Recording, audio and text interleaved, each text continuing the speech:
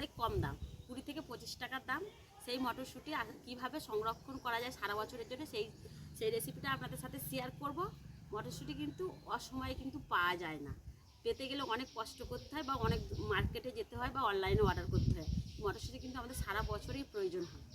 সেই সারা বছরের জন্য কিভাবে সংরক্ষণ করে রাখা যায় সেই পদ্ধতিতেই আপনাদের সাথে শেয়ার করবো। চলুন আপনারা পুরো রেসিপিটা দেখতে থাকুন ও আমার সঙ্গে থাকুন। আশা করি আপনাদের ভালো লাগবে। ভালো লাগলে অবশ্যই আমার চ্যানেলটাকে সাবস্ক্রাইব করে আমার পাশে থাকবেন। চলুন এখানে দেখুন আমি বাজার থেকে 2 কেজি মটরশুঁটি কিনে এনেছি। প্রথমে মটরশুঁটিগুলো আমি ছাড়িয়ে নেব।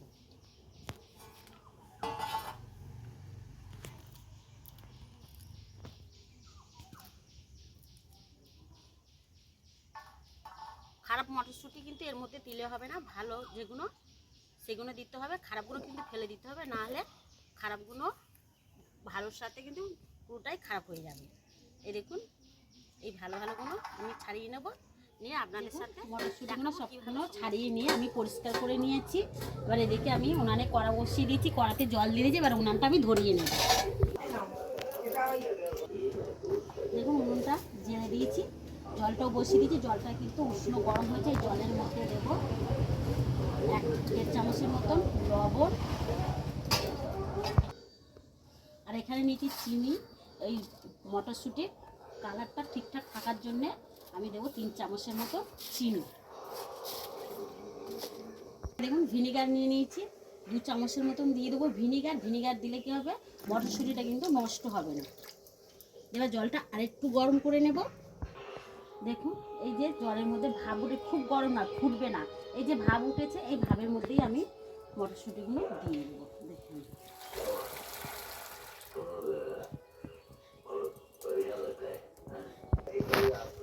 এবার দিয়ে দিচ্ছি। দেখুন আপনি কিন্তু মটরশুঁটিগুলো জলের উপরে ভেসে উঠবে, তখন জানবেন যে মটরশুঁটিগুলো একদম রেডি হয়ে গেছে। এবার আমি একটু জাল দিতে থাকবো। দেখুন যেগুলো ভেসে উঠেছে, দেখুন আপনারই কত সুন্দর ভেসে উঠেছে। যেগুলো ভেসে উঠেছে সেগুলো আমি ওপর থেকে তুলে নেবো, নিয়ে আবার এই একটু জল ঝাঁটা দেবো, এই চুবির মধ্যেই আমি দিয়ে দিচ্ছি।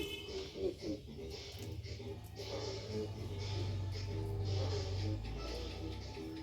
যেগুলো ভেসে উঠবে সবকটা আমি এখন তুলে নেবো।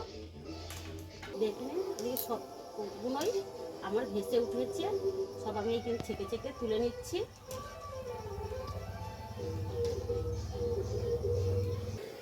দেখুন সবকটা তোলা হয়ে গিয়েছে, মানে ভালো নয় বা পোকা সেগুলো কিন্তু ডুবে আছে জলের মধ্যে, দেখেছেন।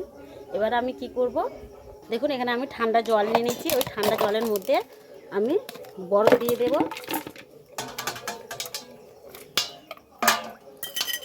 এই বরফ দিয়ে দিলাম। এবার এই বরফের মধ্যে আমি মটরশুঁটিগুলো ঢেলে দেব। এবার এই বরফ জলের মধ্যে আমি মটরশুঁটিগুলো সবকটা ঢেলে দেব, দিয়ে আমি 8 থেকে 10 মিনিট এই জলের মধ্যেই রেখে দেব। দেখুন 10 মিনিট আমি এই বরফ জলে ভিজিয়ে রেখে দিয়েছিলাম। এবার ছেঁকে আবার এই স্টিলের চুবড়িতে একটু আমি জল ঝারিয়ে নেব।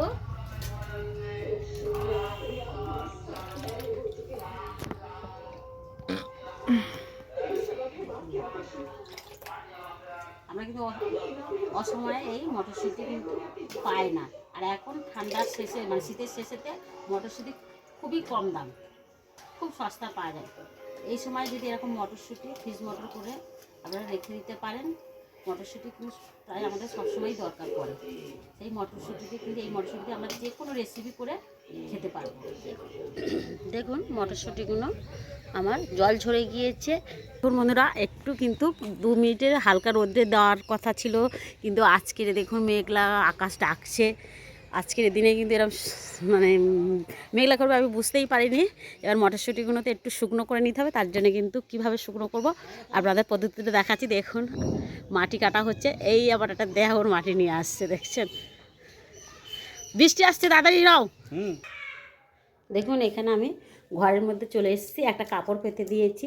এই কাপড়ের মধ্যে আমি ঢেলে দেবো মটরশুঁটিগুলো, দিয়ে একটু খেলিয়ে দেবো। দেখুন এবার ফ্যান চালাতে গিয়েছি, কারেন্ট চলে গিয়েছে। কারেন্টকে কিন্তু ফ্যানটা একটু চালিয়ে রেখে দিতে হবে, দিয়ে 3-4 ঘন্টার মতো। এবারে ওপর থেকে দেখুন একটুখানি আমি হালকা হাতে সুতির কাপড় দিয়ে আমি মুছে নিচ্ছি, যাতে যে বাদবাকি জলগুলো আছে এই কাপড়ের মধ্যে টেনে নেয়, দেখে নিন। এরকম করে আমি একটু খেলিয়ে রেখে দেবো 2-3 ঘন্টার মতন ফ্যানের তলাতে, ফ্যানের হাওয়াতে। দেখে নিন আবার কারেন্টটাও চলে গেছে, জানি না কখন আসবে, বলতেও পারছি না, কীভাবে ও ঠিক আমি বলতেও পারছি না, জানি না। দেখুন তবু এরকম করে আমি যতটা পারি জলটাকে শুকনো করে নেব। দেখে নিন, আর মটরশুঁটির কালারগুলো দেখুন কতটা সুন্দর রয়েছে। তারপরে জলগুলো শুকনো হয়ে গেলে আপনাদের দেখাবো আরও কতটা সুন্দর থাকে। দেখেন হালকা হাতে কিন্তু আমি জলগুলো মুছে নিচ্ছি। দেখুন এদিকে কাপড় দিয়ে মুছে আমি জলগুলো প্রায় শুকনো করে নিচ্ছি। আর এদিকে দেখুন কারেন্টও এসে গিয়েছে, ফ্যানটা চালিয়ে দিয়েছি। এবারে 2 থেকে 3 ঘন্টার মধ্যে আমি কিন্তু এটা শুকনো করে দেবো একটু নেড়ে নেড়ে। আর আপনারা চাইলে কিন্তু হালকা রোদে 5 থেকে 10 মিনিট হালকা রোদে একটু শুকনো করে নিয়ে, জলটা শুকনো করে নিয়ে তারপরে একটু ফ্যানের তলায় রেখে দেবেন। একদম পুরোপুরি সরাসরি যদি রোদে শুকনো করতে যান তাহলে এই যে মটরশুঁটির দানাগুলো সাদা হয়ে যায়, এই রঙটা আর থাকবে না। এবার আপনাদের সাথে আবার দেখা হচ্ছে 3 ঘন্টার পরে। এখানে মটরশুঁটিগুলো কতটা সুন্দর ঝরঝরে হয়ে গেছে দেখে নিন। কিন্তু আজকের রৌদ্র তো ছিল না, আপনাদের দেখিয়েছি, আবার কারেন্টও ছিল না। কারেন্ট এসছে এই সন্ধ্যাবেলায়, এমনিতেই আমি খেলিয়ে রেখে দিয়েছিলাম। দেখুন তার সত্ত্বেও কতটা সুন্দর হয়েছে দেখে নিন। আর রঙটা দেখেছেন কতটা সুন্দর আর হয়েছে। এবারে আমি কীভাবে সংরক্ষণ করে রাখবো সেই পদ্ধতিটা আপনাদের দেখাচ্ছি। দেখুন এখানে আমি একটা প্লাস্টিক নিয়ে নিয়েছি, আর এখানে নিয়ে নিয়েছি একটা কাঁচের বয়াম। এই প্লাস্টিকের মধ্যে কিছুটা আমি ভরে নেব। দেখুন হাতটা আমি ভরে নিয়েছি এদিকে, কিন্তু এটা পুরোপুরি ভরা যাবে না। এবারে যে কোনো একটা গার্ডার দিয়ে হোক বা মোমবাতি বা গ্যাসের মধ্যে আপনারা এই প্লাস্টিকটা মুড়ে সিল করে নিয়ে এরকম করে এটা কিন্তু ডিপ ফ্রিজে রেখে দিতে হবে। প্লাস্টিকে ভরলে ডিপ ফ্রিজে রেখে দিতে হবে। আর এই কাঁচের বয়ামে যদি ভরা হয় তাহলে এমনি নর্মাল ফ্রিজে রেখে দেবেন। দেখুন আমি সব কটায় ভরে নিচ্ছি। এদিকে দেখুন আমার ভরা হয়ে গেছে, দুটোই ভরা হয়ে গেছে। এই যে আমি নর্মাল ফ্রিজে রেখে দেবো। আগে থেকে দেখুন আমি 1 মাস আগে কিছুটা করে রেখে দিয়েছিলাম, আপনাদের দেখাচ্ছি। দেখুন দেখেছেন এটা কিন্তু আমি একটু রৌদ্র দিয়েছিলাম বলে একটু এই সাদা সাদা হয়েছে। দেখছেন এখনও কতটা সুন্দর রয়েছে। যারা প্লাস্টিকে, আমি কিন্তু আর প্লাস্টিকটা রাখছি না, আপনাদের দেখাচ্ছি। এটা এয়ারটায়ার কন্টেনার, এই এয়ারটায়ার কন্টেনারের মধ্যে রাখলে কিন্তু ঠিকঠাক থাকবে নর্মাল ফ্রিজেতে। এর মধ্যে আমি মটরশুঁটিগুলো ঢেলে নিচ্ছি, নিয়ে আমি একইভাবে ঢাকা দিয়ে নর্মাল ফ্রিজেতে রেখে দেবো। দেখেছেন তো কতটা সুন্দর। সারা বছর কিন্তু আপনারা এরকম বানিয়ে রেখে দিয়ে সারা বছর মটরশুঁটির স্বাদ কিন্তু আপনারা পেতে পারেন। আমার এই পদ্ধতিটা আপনাদের কেমন লাগবে অবশ্যই আমাকে কমেন্ট করে বলবেন, ও ভালো লাগলে প্রচুর প্রচুর শেয়ার করে দেবেন। আজকের এই অবধি, আবার দেখা হবে নতুন রেসিপি নিয়ে। ভালো থাকবেন, এখানে থাকবেন। আমি একটা এয়ারটাইট কন্টেনার মটরশুঁটিগুলো ভরে নিয়েছি, আর কতটা সুন্দর কালার এসছেন দেখুন। একটা আমি কাঁচের বয়ামে ভরে নিয়েছি, আর এখানে কিছুটা আমি কিন্তু প্লাস্টিকতে ভরে নিয়েছি। প্লাস্টিকটা গাটার দিয়ে সিল করা যাবে বা মোমবাতি দিয়ে সিল করে নেওয়া যাবে মুড়ে।